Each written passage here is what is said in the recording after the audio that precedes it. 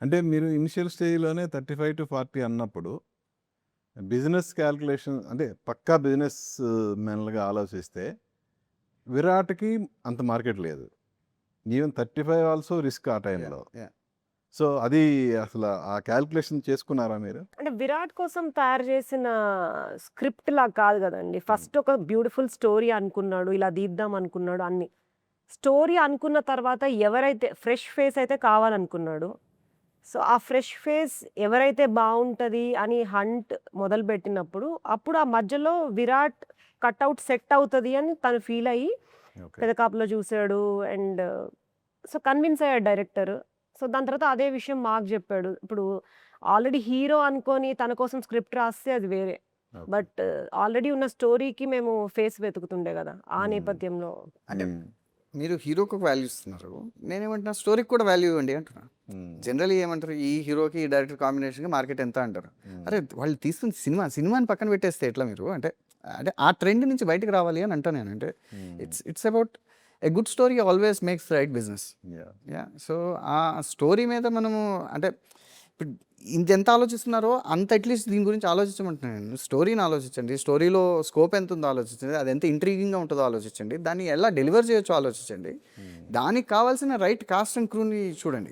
Story is always the biggest thing. Movie is always bigger than everybody else. So, దాన్ని పక్కన పెట్టేసి నేను cost, crew, director వరకు చూసుకొని దాని మీద బడ్జెట్ అంటే పెట్టేస్తానంటే సినిమా ఫీల్డ్‌లో బిజినెస్ యాంగిల్ అనేది అలాగే ఉంటది. హ్మ్. అంటే అంటే మీరు వెటరన్స్ మీరు అట్లనే చెప్తారు కానీ నా థింకింగ్ వేరేగా ఉండేదని అంటున్నాను నేను. నేననేది అదే. ఇప్పుడు మీరు కొత్తగా వచ్చారు కాబట్టి మీ థింకింగ్ వేరే ఉంటుంది. కానీ సినిమా ఇండస్ట్రీలో ఎలా ఉంటదంటే వాళ్ళ కాలిక్యులేషన్స్ అన్నీ వేరే ఉంటాయి. సో, ఇప్పుడు అట్లా అని చెప్పి రిస్క్ తీసుకుంటేనే కదా రివార్డ్ వస్తది. అనదర్ ఎగ్జాంపుల్ ఇప్పుడు మేము యాహ్! ఆఫ్‌కోర్స్ మీరు ఆ అండ్ రిస్క్ మేబీ న్యూ ఆ! బెంచ్ మార్క్ కూడా సెట్ యాహ్! అవుతదేమో. మీరు ఆ రిస్క్ తీసుకోబట్టే కదా ఈరోజు ఇంత క్యాన్వాస్ అనేది సినిమాకొచ్చింది.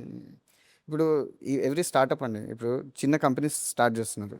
అయి పెద్ద పెద్ద కంపెనీస్ ఎలా తట్టుకొని పైకి ఎదుగుతాయండి? హ్మ్. రిస్క్ అనుకుంటే ఏది స్టార్ట్ చేయలేరు. ఎవరు ఏమి చేయలేరు. So, somewhere you will have to find a risky thing. Risk తీసుకుంటున్నాం అని అంటేనే వేరే వాళ్ళు చెయ్యరు. యాహ్! అది రిస్క్ కాబట్టే వేరే వాళ్ళు చేయరు. అది తీసుకొని దాన్ని ఏదైనా పెట్టి డీరిస్క్ చేయండి. రైట్ టీమ్‌ని హైర్ చేసుకోవడం, రైట్ పీపుల్‌ని పెట్టుకోవటము, ఏదో ఒక విధంగా డీరిస్క్ చేసుకుంటే అది సక్సెస్ అవుతది. ఓకే. సో, ఆ formula is something I think industry should also start following. హ్మ్. సో, అభిషేక్ గారు ఫస్ట్ ఈ సబ్జెక్ట్ ఇదే చెప్పారా? లేదంటే వేరే సబ్జెక్ట్స్ ఏమన్నా డిస్కస్ చేసుకున్నారా? రైట్ రావటం ఈ సబ్జెక్టే చెప్పటం, నచ్చటం రంగంలోకి దిగటం జరిగిపోయిందా ఎలా? 100% మీరన్నట్టు సెకండ్ పార్ట్ జరిగిపోయింది. హ్మ్. ఆయన he has lived the story for the last 1 year. ఈ ఓకే. స్టోరీలో ఏ లొసుగు ఎక్కడ ఏముందని చెప్పినా గానీ he will have a response for you. హ్మ్. అంటే he has lived the story inside his head probably 300 times. హ్మ్. సో, ఏ స్టోరీలో ఏ ఇన్‌కన్సిస్టెన్సీ ఉండదు. దేనికైనా ఆన్సర్ దొరుకుతది మీకు. ఆయన అంత లివ్ చేసాడు కాబట్టే మేము we got convinced hmm. When we first met. So, అట్లా జరిగింది. హ్మ్.